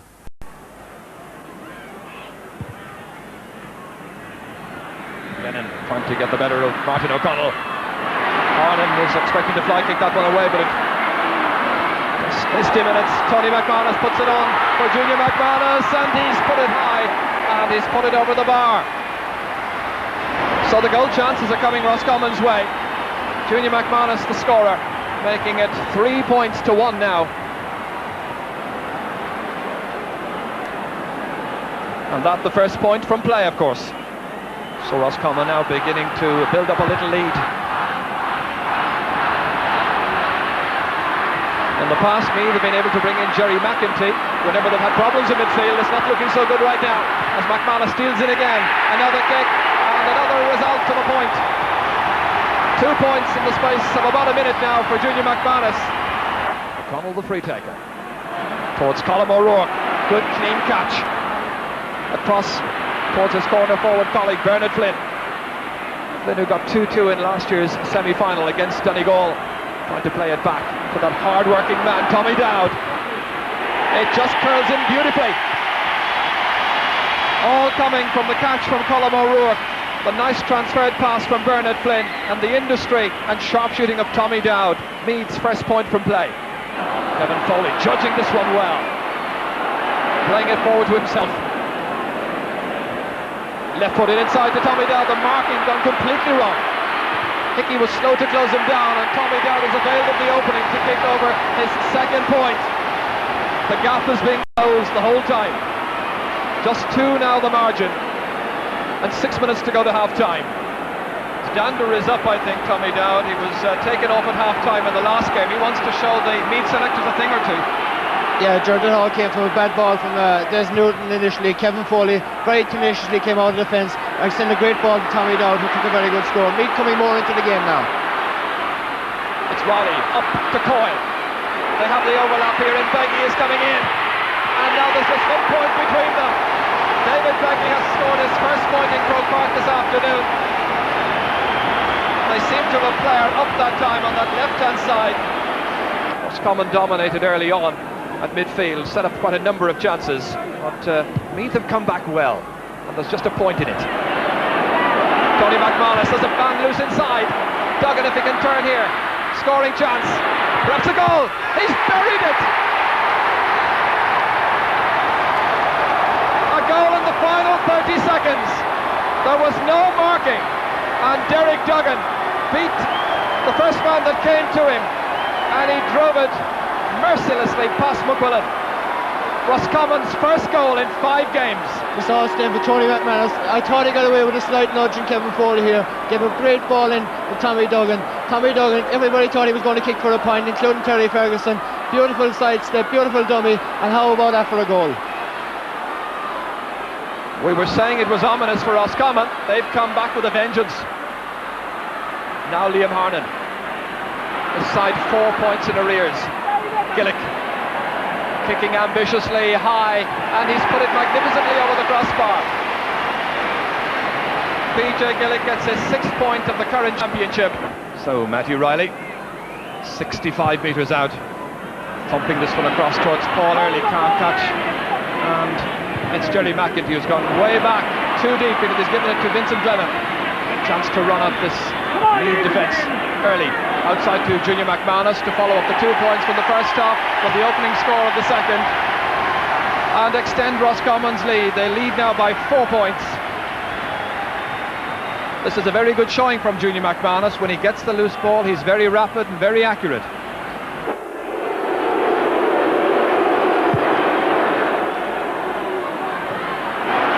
Gathered by Tommy Dowd against Matthew Riley. Killoran can't stop him either. Punched outside to Flynn, trying to get into the clear. Flynn yet to score.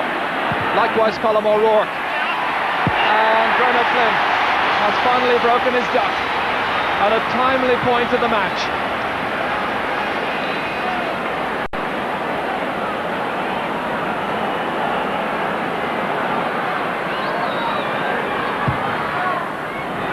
Driven down towards Colm O'Rourke, who's moved into the centre. It's gathered by Stafford, and it's gone blazing over the crossbar. Brian Stafford might well have had himself a goal there. Instead he gets his 4th point of the match, the first from play. I wonder if that was a signal we saw Liam Harnan give the inside forwards. Brilliant fetch by Brendan Riley, driving this team forward now that he's moved out around the half-back line. And Colm O'Rourke wrestled down, and it's going to be a free which could tie up the match. A free conceded by Des Newton and Karen Donagh, right up at the top of Donegal. That's his club team, playing for his native Roscommon.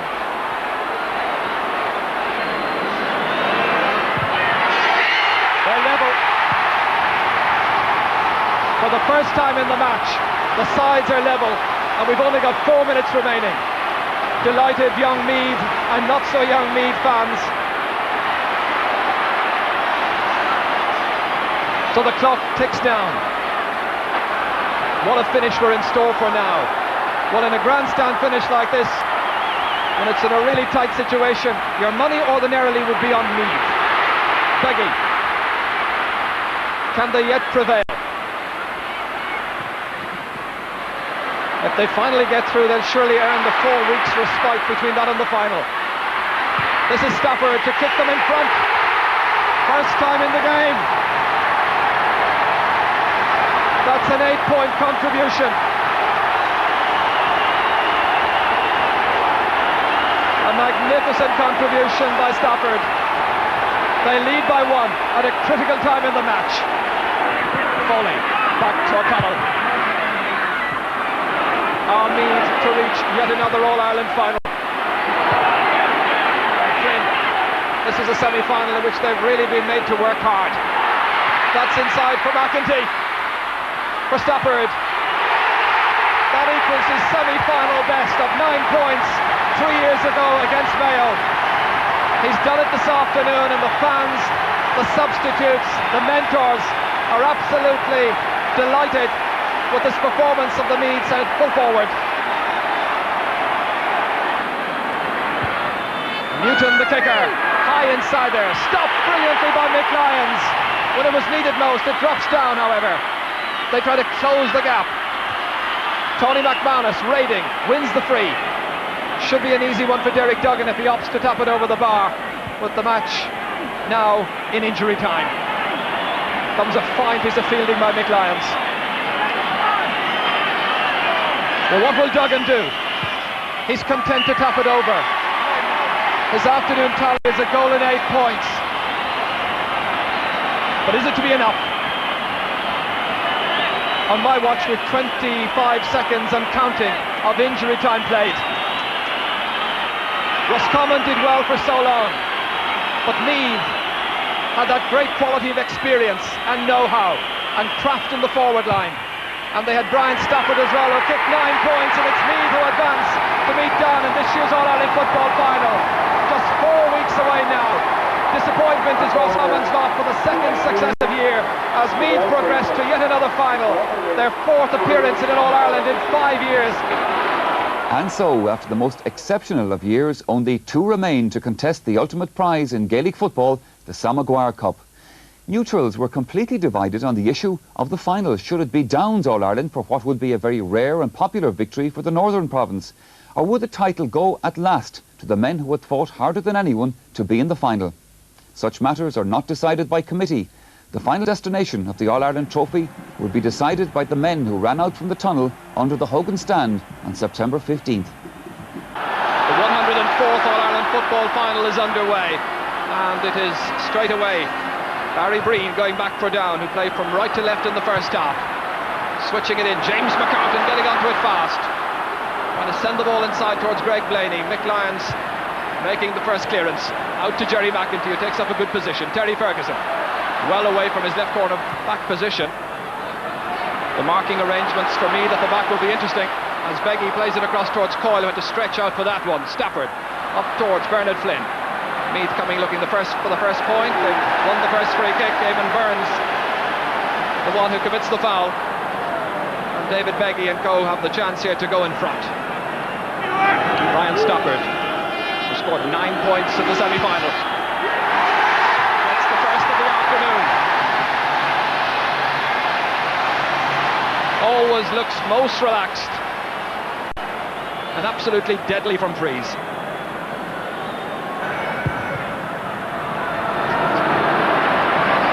Possession in midfield for Jerry McEntee. He's fouled, bottled up there once again by Eamon Burns.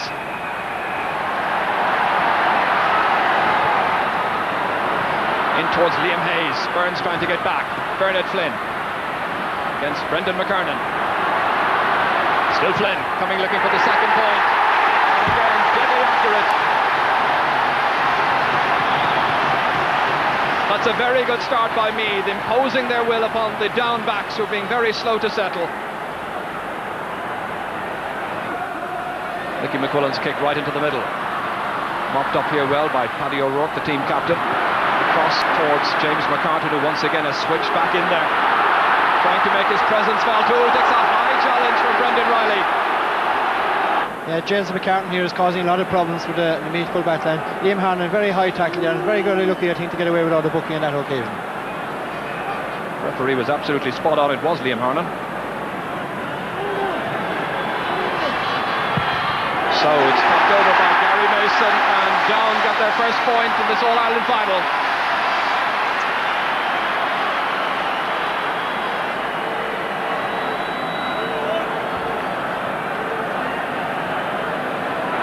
McQuillan here never looks fussy when making a save, always very secure and never unduly spectacular.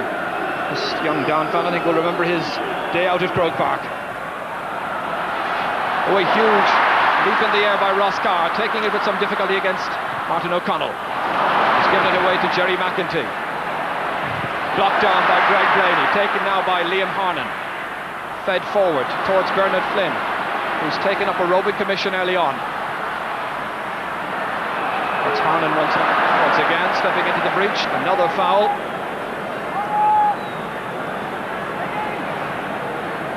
Meath's third free kick. Dropped deep toward PJ Gillick, but it's fetched in there splendidly somehow by the fullback Conor Deegan. Has the presence of mind to link up with his goalkeeper Neil Collins. He's given it away to Liam Hayes, coming racing through the centre. In towards David Beggy on the edge of the small square, fed back towards Brian Stafford. There's a man loose, that was Bernard Flynn, but he couldn't get it to him, and instead he's put it wide. Meath's first wide of the match, Down with one wide as well, that from the free kick by Gary Mason earlier on. Harnan takes the free. Taken down nicely. Burns. Brendan Riley going out first, time to get it, and it's James McCartan has got there. The referee says play on, or does he? No, he's whistled back the play for the foul by Mick Lyons. The referee seemed to have allowed an advantage initially.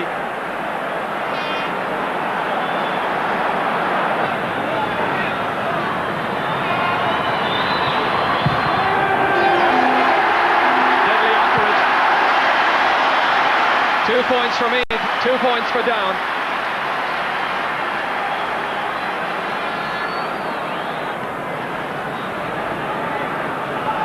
Martin O'Connell dropped in. Gaelic touches it down to Stafford, and the old 1-2, and Stafford gets his second point of the afternoon to restore Meath's advantage.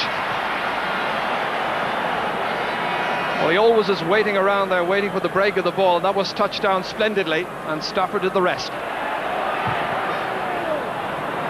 Mickey Linden coming out for this one.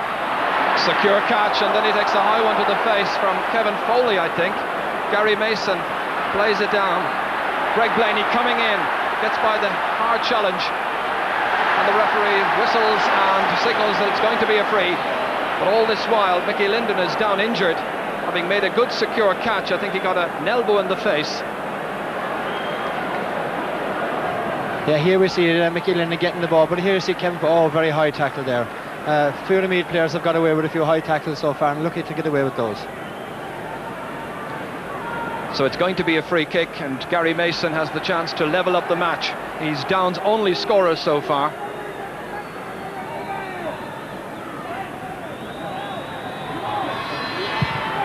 It's 3 points each.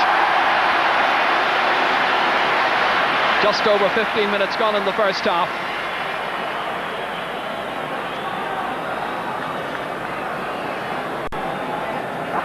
David Beggy bringing the one who's coming in to make a challenge. Cross towards Brian Stafford. Outmarked, however, and it's Burns that chips it away towards Gary Mason. Kevin Foley there too for Meath. Now Tommy Dowd looking up, spotted that the corner forward Bernard Flynn had made a run across. A good passage of play by Meath. Liam Hayes kicking very truly, and the team captain has put it over the bar, and Meath go back in front again. Hayes' first point in the game.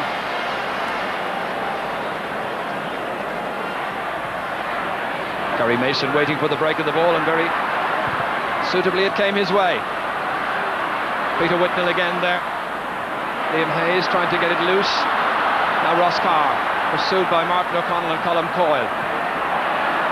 O'Rourke inside to Greg Blaney. Nicely fed forward to Eamon Burns. And Down go in front for the first time in the match. They were behind by 2 points initially, came back, and then they've swapped points with Meath ever since, but this is the first time they've gone in front.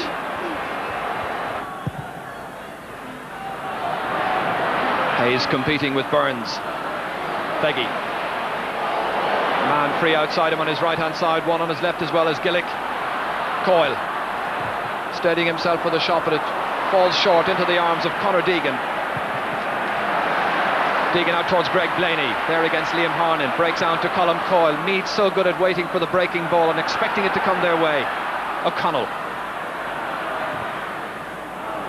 Stafford.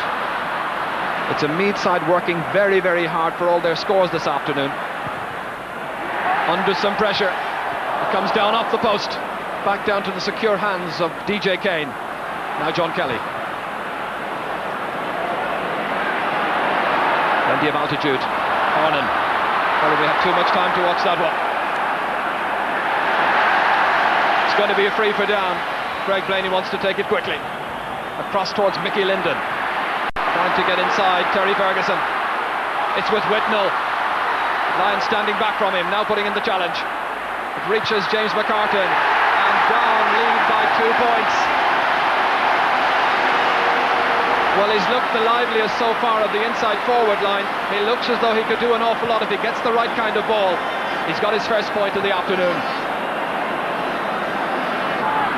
Liam Hayes reaching up, happy to see PJ Gillick, who was programmed at midfield, but because of Colm O'Rourke's absence has played elsewhere, coming in to take that one. Riley once more. Many many frees now in this match. A total of 31 so far. And we're just inside 2 minutes to go to half-time. Conor Deegan, Coyle. Nice control play by the down men. Burns, belting it forward. Comes off the chest of Kevin Foley. Greg Blaney going forward with purpose. McCartan has a player outside him if he wants to give it to him. That was Roscommon, and the referee has whistled, and it's a free to down. Roscommon got the ball, hit it in, but in any case it's going to be a free. Sean Boylan and Colm O'Rourke. You wonder when they'll decide to introduce Colm. Roscommon trying to put 4 points between the teams. He's done precisely that with his third point of the afternoon. Down leading by double scores. And the bookmakers all around the country who made them rank outsiders must be having the odd little touch of panic at this stage. Well, Bart Simpson is here in any case.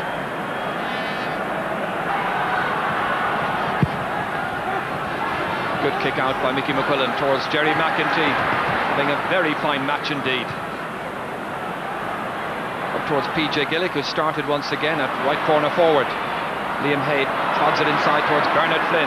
David Beggy calling for it on his left-hand side, but Flynn has the confidence and composure to kick and strike over the first point of the second half and cut back the deficit now to just 3 points. That's 2 points now for Bernard Flynn. First time back out into the middle. Martin O'Connell down to Greg Blaney. Down motoring well. Barry Breen now, a quick look up on the left boot. Coming down from the clouds towards Peter Whitnell and Mickey Linden. Linden gets there first. There's plenty of support play. Ross Carr there, Barry Breen there as well, and James McCartan. Little chip shot by McCartan, and it's up and it's over the bar. His second point of the day. But he's proving a real handful for anybody who's had to mark him so far. I think he scored 2 points in last year's league final as well. And then it was Kevin Foley who had the task of subduing him on that occasion. Yeah, we were saying earlier on the first half how influential Greg Blaney could be, but he won that ball in midfield and brought it forward. Here we see James McCartan getting the ball, taking on the Meath defence, and I've seen it all, Joe, when I've seen James McCartan kicking the point with his left foot. Now John Kelly down, keeping their balance and composure in defence, and a good man-to-man mark-up. All this while Peter Whitnell is down injured. James McCartan again coming across onto this right-hand side. Ross Carr. Carr kicking with the left, and it's gone in. It's a silver point by Ross Carr. Never bent either right or left, was absolutely dead straight, and how about that, a 5-point difference. Taking the free to James McCartan. An exciting player in full flight. Flynn trying to go back and put in a challenge. It's with Mickey Linden.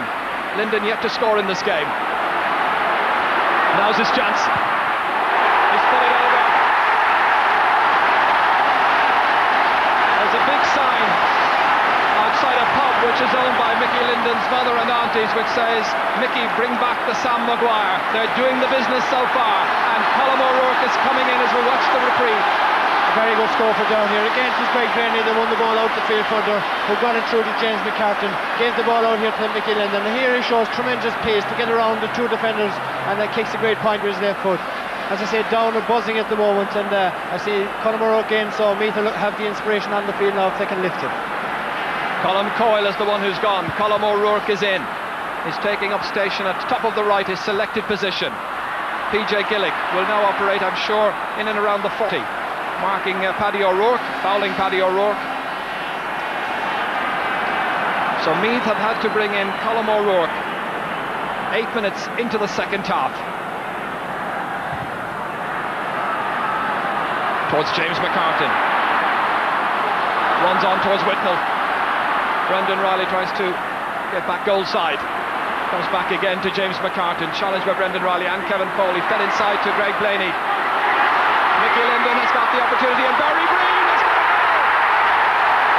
Barry Breen has got a goal! The midfielder has come deep, and the down fans in Croke Park into a cauldron of noise. It's a sea of red and black. Hill 16 raising the decibel level. Nearly 9 minutes gone in the second half, Jack. Yeah, we were saying before the game how confident and cocky these down players are. Peter Whitner winning the ball, giving it to James McCarthy. Many of their good attacks, very much the catalyst, setting up so many chances, and now an 11-point difference. Well, they're delighted over there. Colm O'Rourke has got an opening. They're firing well right now, Meath. Another scoring chance. Outside it comes to Bernard Flynn. Oh, it's stopped at point-blank range by Neil Collins, the goalkeeper. That's a brilliant save, and it's going to be a free out. Best save of the match so far. A brilliant piece of goalkeeping by Neil Collins. Brown to David Beggy. Takes it well. Another good run by David Beggy, setting up Colm O'Rourke. Bernard Flynn, the one who takes the pass. Absolutely straight and absolutely over. 3 points is Bernard Flynn's contribution. Now 7 point the difference. In towards Whitnell once more. Fine catch by Peter Whitnell. 2 goals and a point, his tally in the semi-final. Nothing so far today. Having to live on crumbs virtually as Brendan Riley takes it out. And he floors James McCartan in the process. Free is awarded, however. Tommy Dowd. He's got support inside if he can just get loose here. Brendan McKernan sticking to his man like a leech, however. It's into Hayes. There's a goal chance for Meath here. He buries it. The second goal in the match. This time for Meath. Will that resurrect their hopes of yet winning the Sam Maguire Cup? Because now there are just 5 points between the teams. This is a great Meath goal. Here we saw a great ball out of the defence, quick free by Brendan Riley. Tommy Dowd picked the ball up, shook up, got his free kick, took it quickly into Liam Hayes. And what an inspirational goal from Liam Hayes, the captain of the team. Here he takes his ball well, puts the goalkeeper the wrong way and puts the ball to the corner. Alan Brown driving it down towards Brian Stafford, gathered by Colm O'Rourke. Matty McCabe is free wide on the left-hand side all this while, but he hits it inside instead to Bernard Flynn. Flynn trying to dodge round defenders. An assured kick, and he's put it over. That's 5 points now in all for Bernard Flynn. 4 points for Brian Stafford. And on the downside, Ross Carr with 5 points and Gary Mason with 4. Only 3 minutes to go. 4 points between the teams. Down the leaders, and it's Meath breaking through, and that's gone in. And it's gone over the bar off the boot of Bernard Flynn. Deadly dangerous from such a situation, set up by Tommy Dowd. Finished in style. Well, they were looking for a goal. He really buried that one in that time as Dowd set it all up. Yeah, this is again where we see the difference between the two teams. Meath getting half the chance now in the second half, and they're taking their scores very well. Meath have possession. They have the free. Harnan the taker. Down suddenly static. Beggy looking for the goal that would level it up. Stopped. The referee says unfairly by DJ Kane it's going to be a free in, and Brian Stafford can put this one over. But now it's Brian Stafford to convert possession into a score. Straight over. He's on 5 points for the afternoon. 116 now to 114. Under pressure. Alan Brown responding well. Mickey Linden trying to belt that ball forward. Brown once again to Terry Ferguson. They tried to engineer a score from somewhere to try and reclaim the prize that they last held in 1988. O'Rourke. And it's all over, and Down have won the All-Ireland. Down maintain a magnificent record. They've never lost an All-Ireland final, and the fans on Hill 16 are enjoying it enormously at the end of a terrific Down performance. It's Curtis Ahas, August Curtis Oregon, Curran Sam Maguire of Runnegar, our captain on goal, Paddy O'Rourke. It's a wonderful moment for Paddy O'Rourke for Down, accepting the Sam Maguire Cup. Down have won the championship.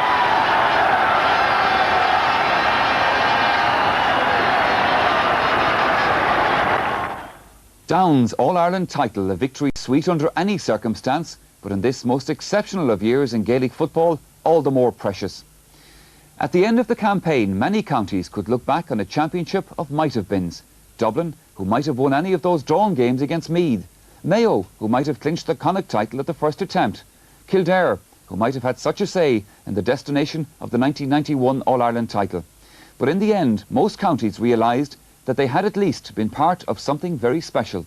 I hope you've enjoyed this video, the best of 91 in football.